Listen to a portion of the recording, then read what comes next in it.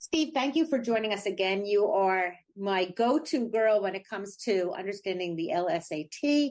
And I just got back from a couple law school admission forums, and it's always a pleasure for me to be able to refer you because that's how much I believe in you, even though I have no interest or financial gain in what you're doing, but you always impress me. So when I heard that the LSAC was going to change the way they test and also hearing, from being in the law school community and the admissions community, rumblings about the ABA requirements for admission, I knew who to come to. So thanks for joining me. Thank you so much for having me on, Leslie. Always a pleasure to speak with you, and I always appreciate the kind words. Thank you. Thank you. All right, so there's two things I want to talk about. And the first is LSAC, which is the Law School Admissions Committee, Conference? Council. It could have been any of those, though. Third time's the charm, which we affectionately call LSAC. And I heard or you told me, I shouldn't even say I heard, you informed me that they're changing the test, the LSAT, with regard to logic games. And I think what piqued my interest most is that it stems from a lawsuit. Can you talk a little bit about the origins of the need for the change, and then we can talk about what the change is? Yeah, sure. Absolutely. So this was quite a few years back. Of course, lawsuits take time to unfold. The consequences take time as well. Back in the fall of 2019, LSAC settled a lawsuit with a blind test taker, Angelo Bino. Angelo Bino was a pre-law student looking to take the LSAT, apply to law school. The thing was that he's blind. And so as a result of being blind, he couldn't really benefit from diagramming logic games the way that most test takers can. And so he felt that he was at an unfair disadvantage relative to others. And so he sued, contending that he was under the Americans with Disabilities Act. He wanted fair compensation in some way to account for this. So, all right, so fair compensation. So the question is, logic games, I mean, they've been a part of the LSAT since I took the LSAT a long time ago. But how do you compensate someone for not being able to participate in what's probably roughly 1/3? Is that about fair to say? What percentage of the LSAT are logic? So currently it's about 1/3. Back when he was suing them, it was about 1/4. But either way, I mean, given the difference of just a few points, that makes a significant impact on your chances, right? Yeah.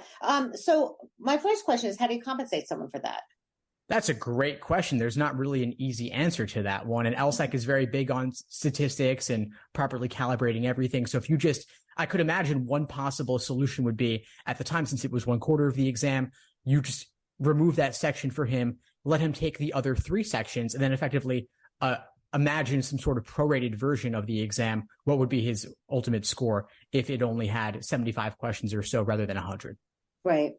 And he was not satisfied with that, or I don't think they offered him that solution. That might have been my solution for him at the time. If I were LSAC, they basically said, tough luck, essentially. And they say, we give you all sorts of other accommodations. There's someone who will read the exam questions to you. There's, you can maybe get extra time.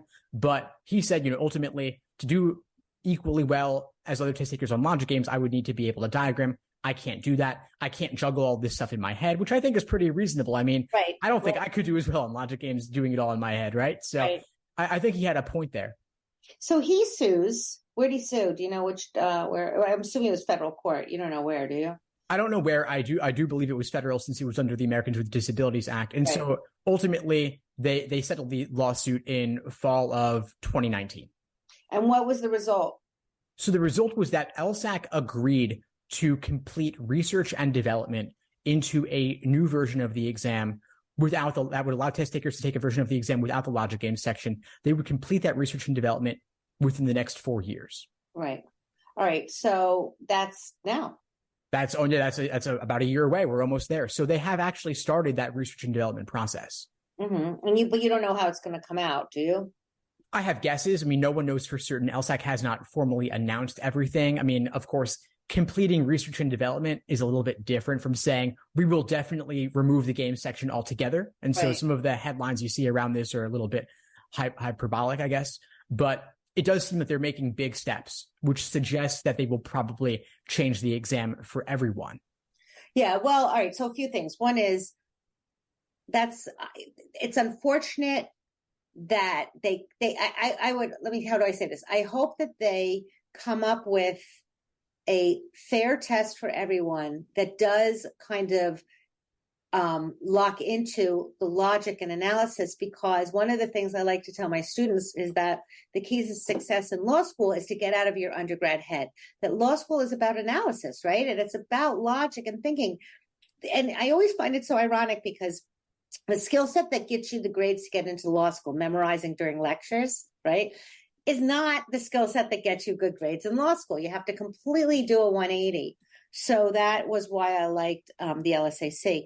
I have one other question on this. You may or may not know the answer, but I know when we talk about the affirmative action cases, that a lot of these cases are brought by plaintiffs who are found by a public interest group that's interested in bringing down affirmative action. So they basically go out, find a plaintiff, say to the plaintiff, we see that you've been injured.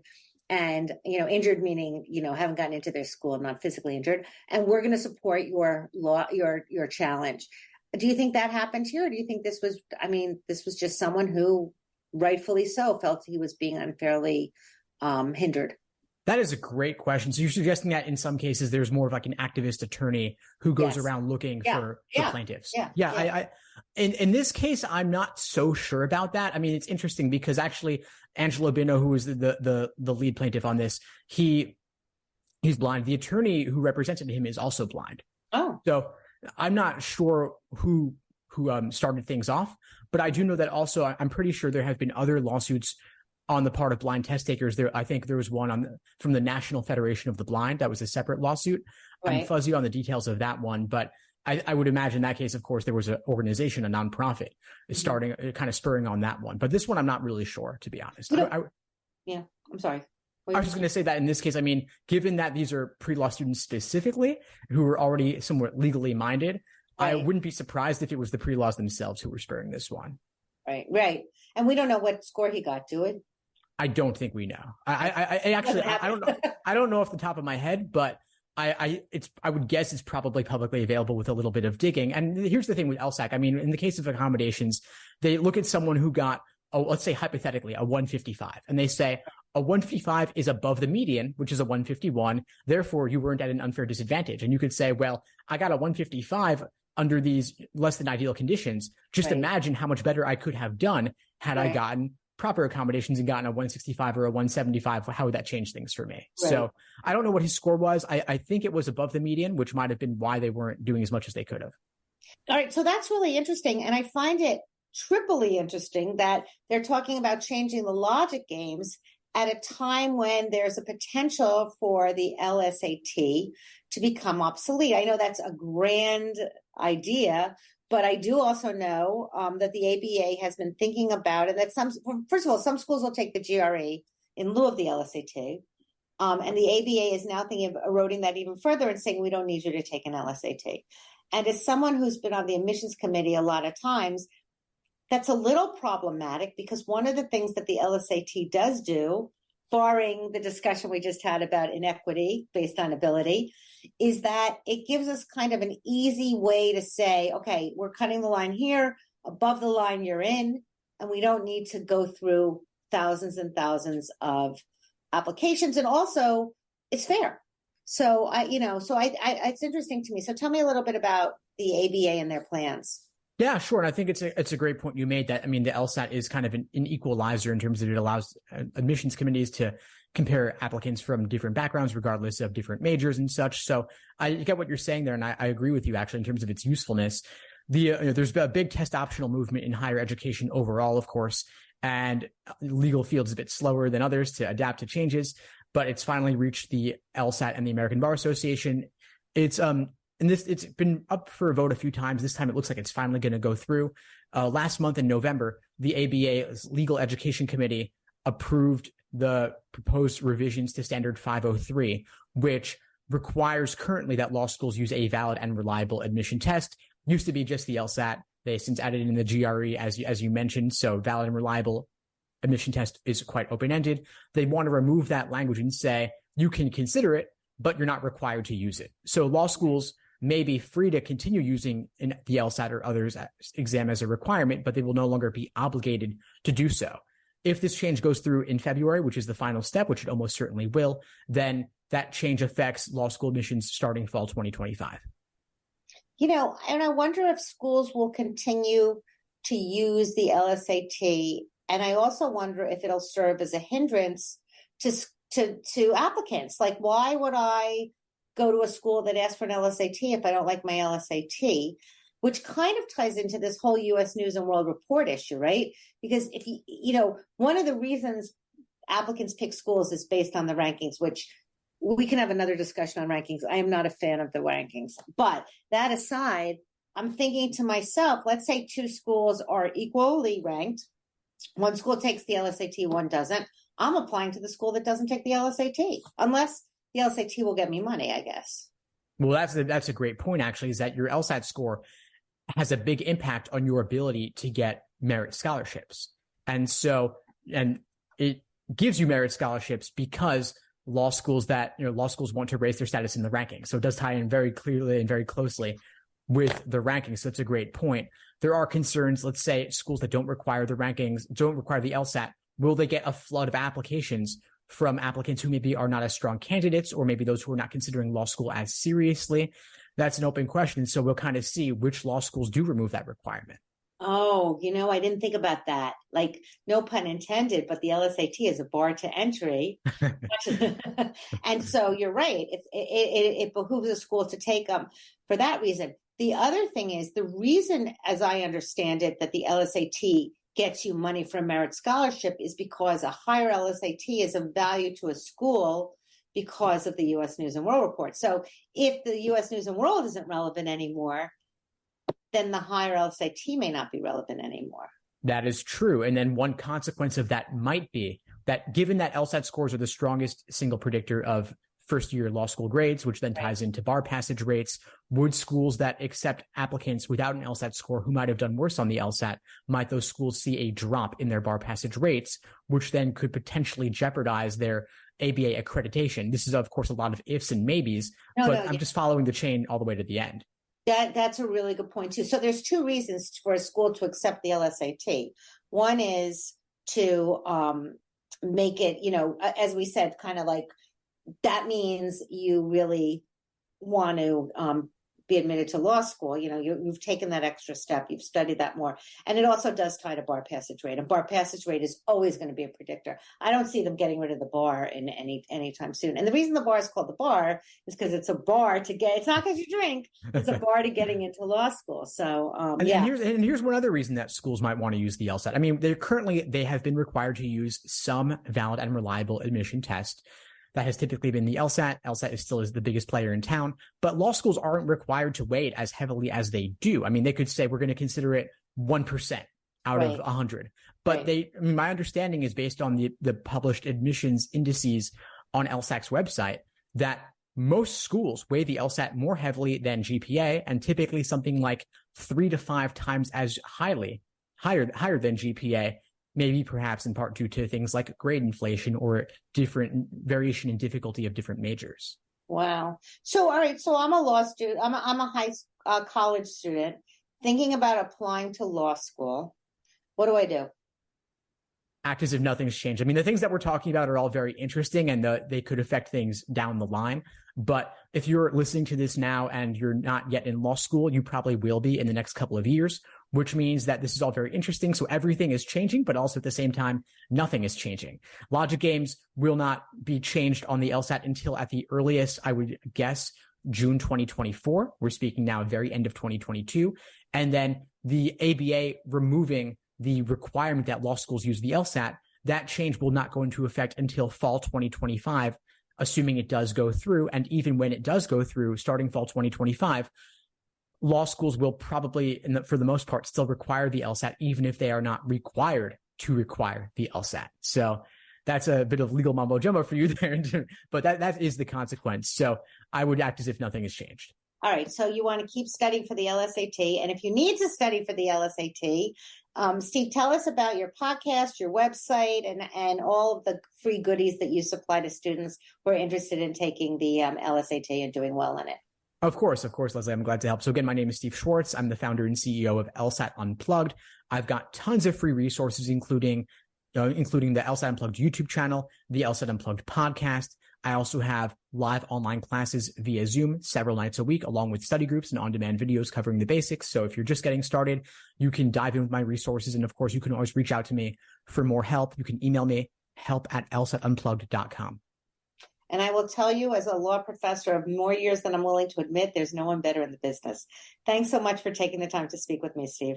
Thanks so much for having me, Leslie. Appreciate it. Steve, thank you so much for joining me again. You are, as I tell everyone, the go-to when it talks about studying for the LSAT. And one of the key reasons you study for the LSAT is to get into law school. And once you do well on the LSAT, you have to decide what law school to go to. And this is a long way of saying that students look at U.S. News and World Report, which I will just say in my mind, and I've written an article called Ratings Fetishism, because this is how much I don't like the U.S. News and World Report, that stop. I gotta redo this, right? I gotta do an intro. I'll do the intro after. Okay, let me start again. Welcome, because it's a new podcast. I'm so happy to have you.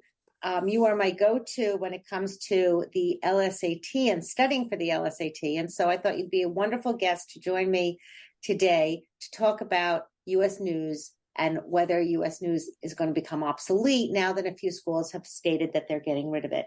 And the reason why I think it's important to think about is that students take the LSAT so that they can get a good score to get into a good school, and they define a school, many students, by a ranking.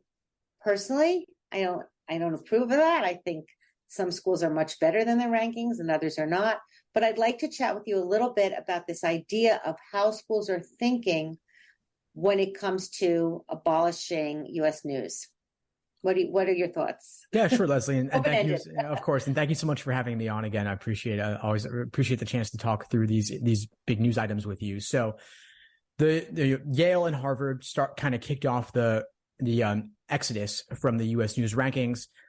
On the one hand, I'm glad to see that so many schools are dropping out of the rankings, because I think the rankings do get too much weight, especially from applicants. And it also has some undesirable consequences in terms of how it incentivizes schools to admit or deny applicants. So I'm glad to see the criticism. I'm glad to see schools saying we don't value things the way U.S. News does. And so I'm glad to see that.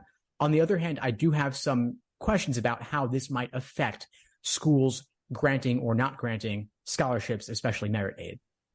Well, and the reason that's important is because merit aid is based quite often on your LSAT or your GPA, and that U.S. News weighs heavily the LSAT score. So if there's no U.S. News, there's no reason to value the LSAT for purposes of improving a school's ranking. There is reason to value the LSAT for purposes of deciding whether a student is has the analytical ability, to the extent that the LSAT measures it, for their classroom. But it does kind of place a little less emphasis on the importance of the LSAT in terms of ranking. Exactly. And that's actually a comment that a lot of the deans made when they were making their announcements that they were going to stop submitting data to U.S. News.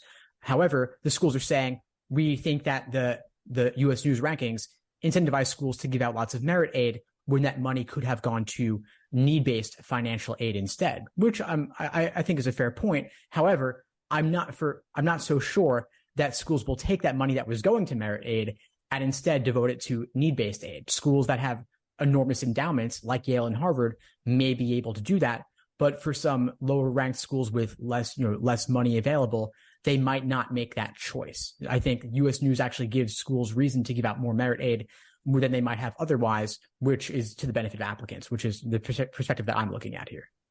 That's really interesting because truthfully, and I think I may have mentioned this, I wrote an article called Ratings Fetishism, and it's all about how schools have changed their academic rigor or just parts of their academic program to kind of pander to U.S. News.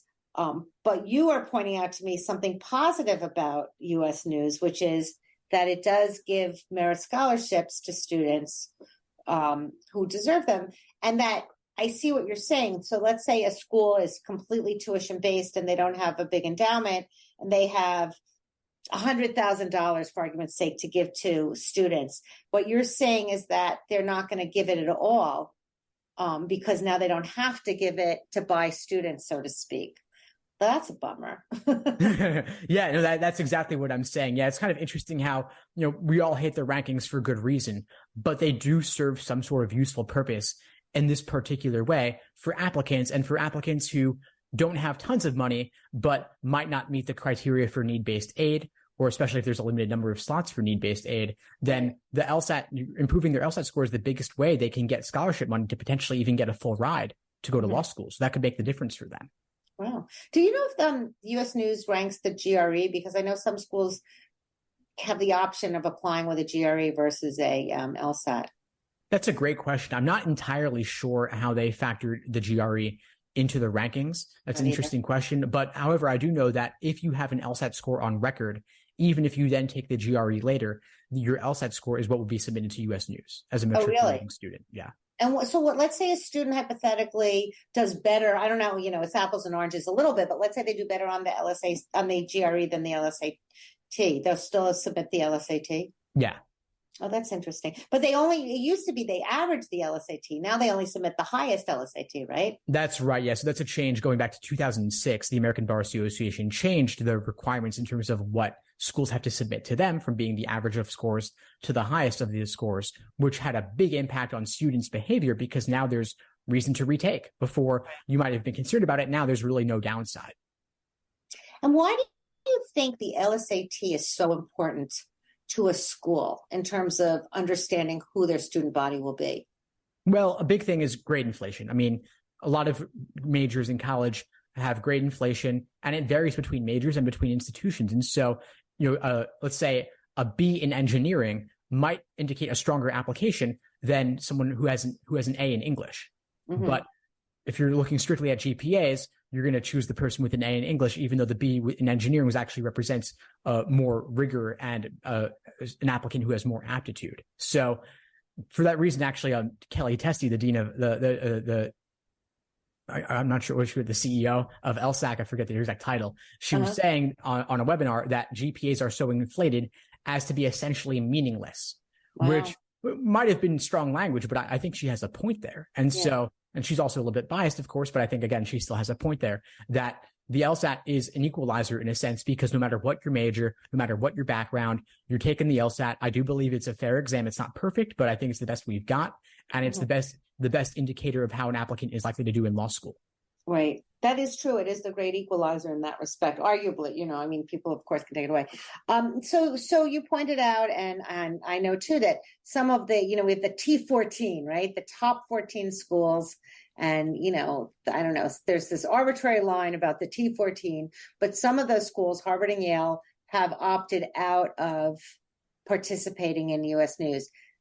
They can, right? What about the other schools?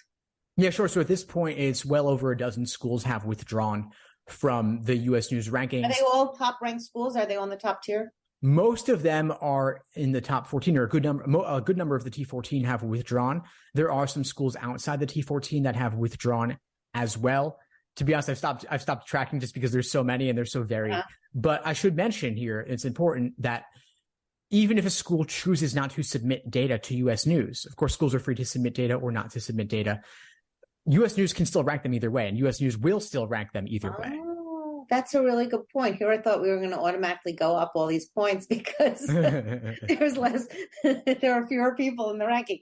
That's too bad. Actually, do you know that 3 USC students, University of Southern California students, just filed a lawsuit against the law school because the law school arguably tampered with their own submission to U.S. News, and as a consequence, these law students are arguing that U.S. News ranked them higher than they really should have been based on the data, and so they're saying that there was fraud in the inducement of accepting their admission to USC.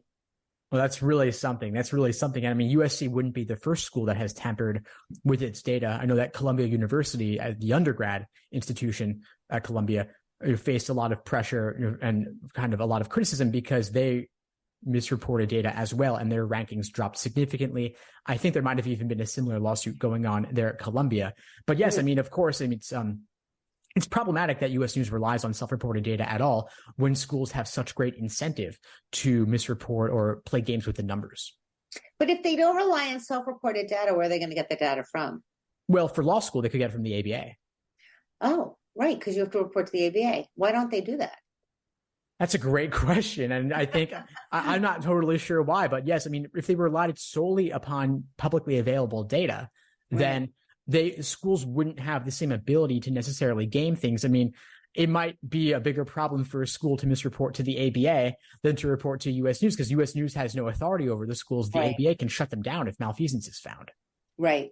So that's interesting. Well, there are other, factors that, like faculty reputation and diversity issues. So there are other criteria on which U.S. News relies, but it seems to me, I've never reported, I've voted, but I've never reported. They do ask us to vote in U.S. News on faculty reputation and also like rank particular programs like criminal law program. My law school, it's interesting. So my law school, I teach at Pace, has the #1 environmental law program in the country, but is ranked in the 3rd tier. So it's a blessing and a curse, right?